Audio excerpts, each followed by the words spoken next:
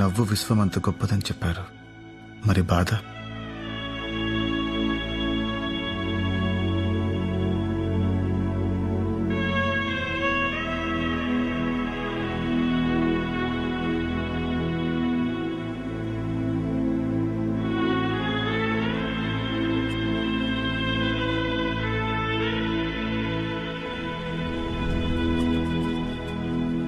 Count down start అయింది master. 1 మనిషి నవ్వుతే విశ్వం బుగ్గలు సొట్టబడితే అంటారు. నవ్వండి మాస్టర్.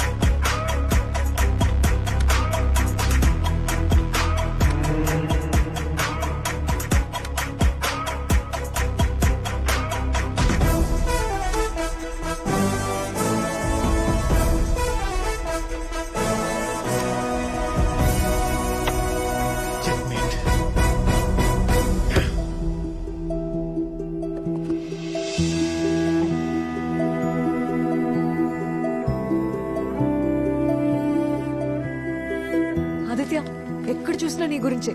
ఇదిగో చూడు, 70% మంది నీకు పాడిని రావాలని కోరుకుంటున్నారు.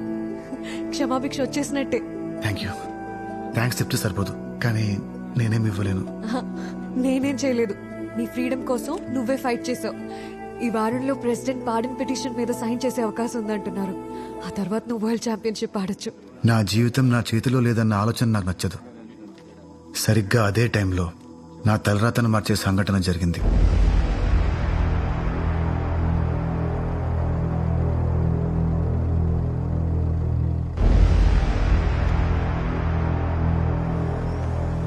జమ్మూ కాశ్మీర్ లో ఇవాళ ఉదయం జరిగిన బాంబు దాడిలో 50 మందికి పైగా జవాన్లు ఆసువులు బాశారు. ఈ దాడిని ప్రధాని మోడీ, ప్రెసిడెంట్ కోవింద్ తో పాటు పలు దేశాలు దేశాన్ని ప్రశాంతంగా ఉండవర్రా ఉంటుందని హెచ్చరించాయి. ఇలాంటి దాడులకు పాల్పడే ఏ ఒక్క టెర్రరిస్ట్ ని క్షమించేది లేదని ప్రభుత్వం నిర్ణయించుకున్నట్టుగా తెలుస్తోంది. ఈ సంఘటనని అధికార పక్షం యొక్క నిర్లక్ష్య ధోరణిగా ఎత్తి చూపిస్తూ ప్రతిపక్షాలు ప్రభుత్వం మీద ఎదురుదాడికి దిగారు.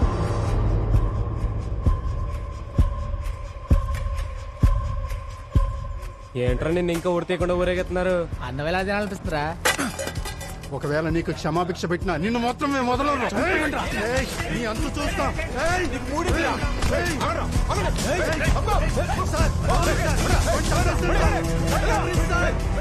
చప్పట్లు కొట్టిన చేతులు చావని కోరుకుంటున్నాయి.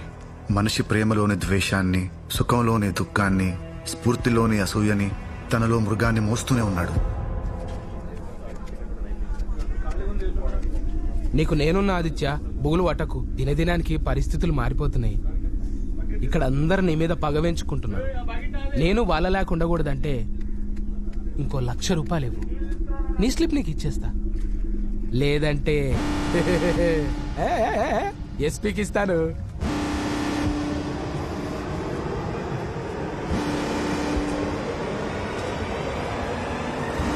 ఈసారి లాస్ట్ అండ్ ఫైనల్ 5 గుడ్లు ఇచ్చేయి. అట్లనే బుక్స్ కూడా తీసుకురా. చదవనీకి కాదులే, బొమ్మలు సున్నీకి. ఒక ప్రభాత్ రాజరథన్ కిల్లి పట్టుకరా. నాలుక జివ్వని చాలా దినాలైంది.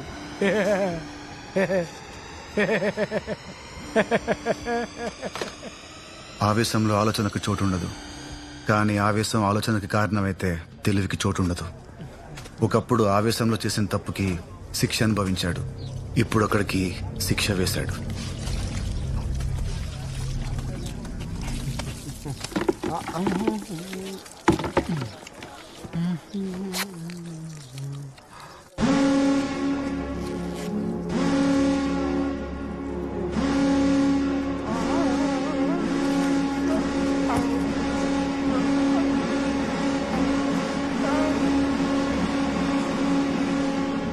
ఆదిత్య రాష్ట్రపతి గారి క్షమాభిక్ష కోసం ఎదురు చూస్తున్నాడు. నిన్నటి వరకు క్షమాభిక్ష వస్తుందేమో అని ఆశ ఉన్నా ఈ దాడితో క్షమాభిక్ష ఇవ్వాలా వద్దా అనే సంకోచంలో రాష్ట్రపతి ఉన్నట్టు తెలుస్తోంది.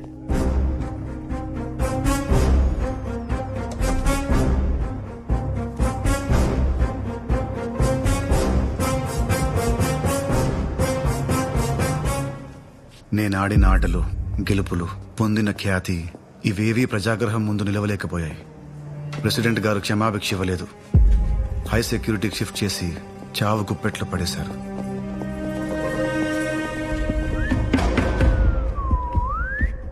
రే, నీ ముగింపుకి ముహూర్తం పెట్టానురా. చాలా ఆనందంగా ఉంది. తప్పించుకుందామనుకున్నావురా నా కొడక్క. కరెక్ట్ టైంలో బాంబ్ బ్లాస్ట్ జరిగింది. నీ చావు కోసం ఇది జరిగినట్టు అనిపిస్తుంది. ఎన్ని రోజులు నా మీద నీకున్న కక్షలో కొంచెం నిజాయితీ కనిపించేది, కానీ తప్పురా. నీ బుద్ధే కరప్ట్. చెత్త నా కొడక. వాళ్ళు చనిపోయింది నాకు ఉరిపడ్డానికి కాదురా, డ్యూటీ చేస్తూ చనిపోయారు. చచ్చిపోయేవాడి తిట్టు నాకు తీయగా వినపడుతుంది. పెద్ద మనసుతో నీకు ఒక అవకాశం ఇస్తున్నాను. చివరిగా నువ్వు ఎవరిని కలవాలో చెప్పు. లాయర్ని కలవాలి. లాయర్ని కలవాలి. ఏయ్, దాని మీద ఇంకా మోసు తీరలేదా? చెల్లిప్పి.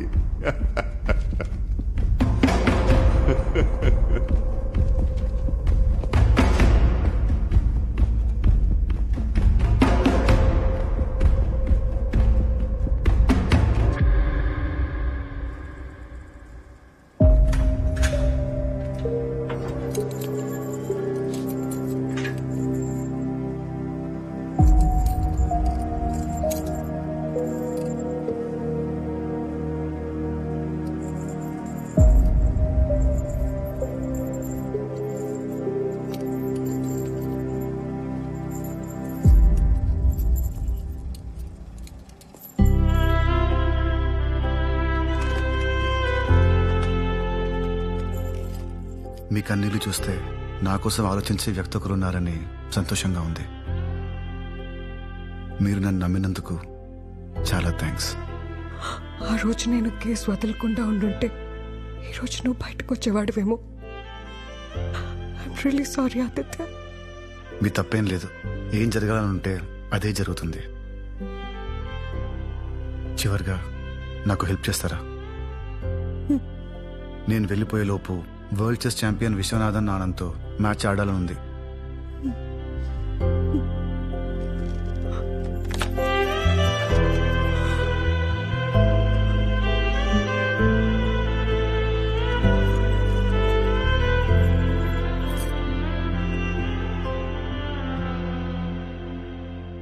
వరల్డ్ ఛాంపియన్ విశ్వనాథన్ ఆనంద్ ఒప్పుకున్నాడని ఒక తీవ్రవాదిని ఆడడానికి అనుమతిస్తే ప్రజల్లో ఈ వ్యవస్థ మీద నమ్మకం పోతుంది.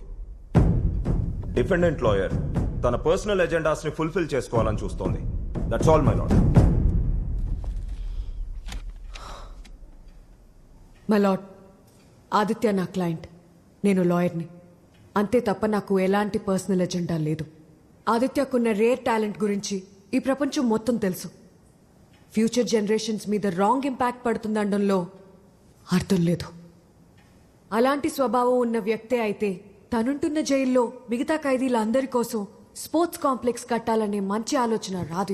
యువర్ ఆనర్, 40 మంది అమాయకులు చనిపోయారు. వాళ్ల కుటుంబాల పరిస్థితి అగమ్య గోచరంగా ఉంది. దానికి కారణమైన వ్యక్తి మీద జాలి, దయా చూపిస్తే ఈ దేశ ప్రజలు క్షమించరు మై లార్డ్. మై లార్డ్, గతం ప్రస్తుతాన్ని, ప్రస్తుతం భవిష్యత్తుని నిర్ణయిస్తుంది. ప్రస్తుతం ఈ కోర్టు ఇచ్చే తీర్పు భవిష్యత్ తరాలకి ఆదర్శంగా ఉండాలని కోరుకుంటున్నాను. ఈ ప్రపంచానికి దూరం అవుతున్నానని తెలిసి చివరిగా ఒక్కసారి బ్రతకాలనుకుంటున్నాడు. మానవతా దృక్పథంతో ఆదిత్య చివరి కోరికని తీరుస్తారని ఆశిస్తున్నాను.